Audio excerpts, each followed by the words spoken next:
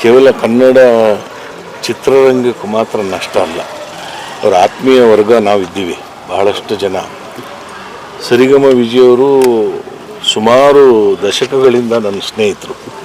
ಅವರು NGF ಕಾರ್ಖಾನೆಯಲ್ಲಿ ಕೆಲಸ ಮಾಡ್ತಾಯಿದ್ರು. NGF ಕಾರ್ಖಾನೆಯಲ್ಲಿ ಅವರ ಒಂದು ಕಲಾ ತಂಡವನ್ನು ಕಟ್ಟಿದ್ರು, ಯಶಸ್ವಿ ಕಲಾವಿದರು ಅಂತೇಳಿ. ಆ ಯಶಸ್ವಿ ಕಲಾವಿದರು ಕಟ್ಟಿದಾಗ ಸಂಸಾರದಲ್ಲಿ ಸರಿಗಮ ಅಂಥೇಳಿ ಒಂದು ನಾಟಕ ಮಾಡಿದ್ರು. ಅದು 2035 ಶೋ ಆಗಿದೆ. ಗಿನ್ನಿಸ್ ವರ್ಲ್ಡ್ ರೆಕಾರ್ಡಲ್ಲಿ ಅದು ದಾಖಲಾಗಿರುವಂಥ ಒಂದು ಇದು. ಆಮೇಲೆ ಯಾವುದೇ ವೇದಿಕೆಯಲ್ಲಿ ಯಾವುದೇ ಪ್ರದೇಶದಲ್ಲಿ ಮಾತಾಡಿದ್ರೆ ಒಂದು ಹಾಸ್ಯ ನಾಟಕ ಅದು. ವಿಜಯವರಿಗೆ ಆ ಹೆಸರು ತಂದು ಕೊಟ್ಟಿದ್ದೇ ಆ ನಾಟಕ, ಸರಿಗಮ ವಿಜಯ ಅಂಥೇಳಿ, ಸಂಸಾರದಲ್ಲಿ ಸರಿಗಮ ಅಂತ. ಅದನ್ನು ಕಲಾವಿದರಲ್ಲದೆ ಕಾರ್ಮಿಕ ವರ್ಗದವ್ರನ್ನೇ ಕಟ್ಕೊಂಡು, ಸ್ನೇಹಿತರನ್ನ ಕಟ್ಕೊಂಡು, ಗೆಳೆಯರನ್ನ ಕಟ್ಕೊಂಡು ಆ ತಂಡವನ್ನು ಕಟ್ಟಿ ಕರ್ನಾಟಕದ ಒಂದು ಒಳ್ಳೆಯ ಹಾಸ್ಯ ನಾಟಕ, ಎಲ್ಲ ಸಂಸಾರ ಒಂದಿಗೂ ಕೂತ್ಕೊಂಡು ನೋಡುವಂಥ ನಾಟಕವನ್ನು ದೀರ್ಘಕಾಲ ಮಾಡ್ಕೊಂಡು ಬಂದಂಥವರು ಮಾಸ್ಟರ್ ಹಿರಣ್ಯ ನಂತರ ಸರಿಗಮ ವಿಜಯವರು. ಅಂಥ ಆತ್ಮೀಯ ಗೆಳೆಯನನ್ನು ನಾನು ಕಳ್ಕೊಂಡಿದ್ದೀನಿ ಅಂತೇಳಿ ತುಂಬ ನೋವಿದೆ. ನಾನು ಮಾತ್ರ ಅಲ್ಲ, ಅವರ ಸ್ನೇಹಿತ ವರ್ಗ ಇದೆ, ಆಮೇಲೆ ಚಲನಚಿತ್ರರಂಗ ಇದೆ, ನಾಟಕ ರಂಗ ಇದೆ, ಎಲ್ಲರೂ ನಾವು ಕಳ್ಕೊಂಡಿದ್ದೀವಿ. ಒಂದು ಕರ್ನಾಟಕದ ಒಂದು ಒಳ್ಳೆಯ ಪ್ರತಿಭೆಯನ್ನು ನಾವು ಕಳ್ಕೊಂಡಿರೋದು ಭಾಳ ದುಃಖಕರ ಸಂಗತಿ ಅಂತ ನಾನು ಹೇಳಕ್ಕೆ ಇಷ್ಟಪಡ್ತೀನಿ. ತುಂಬ ಒಳ್ಳೆಯ ಸಂಘಟನಾಕಾರರು ಮತ್ತು ನಾಯಕತ್ವದ ಗುಣ. ಹೌದು.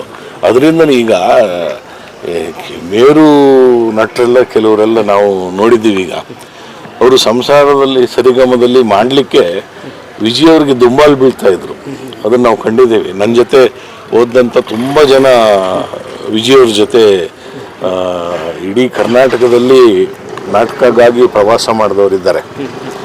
ಆಮೇಲೆ ಇವರಿಂದ ಭಾಳಷ್ಟು ಜನ ಕಲಾವಿದರು ಇವತ್ತು ಕರ್ನಾಟಕ ರಂಗದಲ್ಲಿ ಒಂದು ಹೆಸರನ್ನು ಛಾಪು ಮೂಡಿಸಿರೋರೆಲ್ಲ ರವಿಯವರ ಗರಡಿಯಲ್ಲಿ ಇದು ನಮ್ಮ ವಿಜಯವರ ಗರಡಿಯಲ್ಲಿ ಪಳಗಿದ್ದಾರೆ ಅಂತ ಹೇಳಲಿಕ್ಕೆ ನನಗೆ ತುಂಬ ಹೆಮ್ಮೆ ಅನಿಸುತ್ತೆ. ಯಾಕೆಂದರೆ ಒಳ್ಳೆ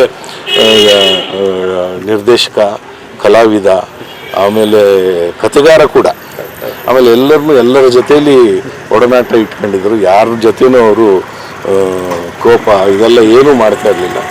ಅಂಥ ಸ್ನೇಹಜೀವಿ, ಚಲನಚಿತ್ರರಂಗದ ಒಬ್ಬ ಸ್ನೇಹಜೀವಿಯನ್ನು ಕನ್ನಡ ಚಲನಚಿತ್ರರಂಗ ಕಳ್ಕೊಂಡಿರೋದು ಭಾಳ ನೋವಿನ ಸಂಗತಿ. ಕೊನೆಯದಾಗಿ ಅಂದರೆ ಎಷ್ಟೇ ಕಷ್ಟದಲ್ಲಿದ್ದರೂ ಕೂಡ ತಾವು ತಮ್ಮ ನಾಟಕದಿಂದ ಬಂದಂಥ ವೃದ್ಧರಿಗೆ ಮತ್ತು ಅನಾಥ ಮಕ್ಕಳಿಗೆ. ಹೌದು. ಅವರು ಆಗಲೇ ಈ ಕಲಾವಿದರಿಗೆ, ಯಾರು ಕಲಾವಿದರು ಏನು ತೊಂದರೆ ಆಗುತ್ತೋ ಅವರ ನೋವಿಗೆ ಭಾಳ ಬೇಗ ಸ್ಪಂದಿಸ್ತಾ ಇದ್ದರು. ಅವ್ರಿಗೊಂದು ವಿಶೇಷ ಪ್ರದರ್ಶನ ಮಾಡಿ ಅದಕ್ಕೆ ಅವರಿಗೆ ಅನುಕೂಲ ಆಗೋ ರೀತಿಯಲ್ಲಿ ಮಾಡ್ತಾಯಿದ್ರು ಅವರು. ಅದಕ್ಕೆ ಅವರು ಅಷ್ಟು ಜನಾನುರಾಗಿ ಎಲ್ಲರಿಗೂ.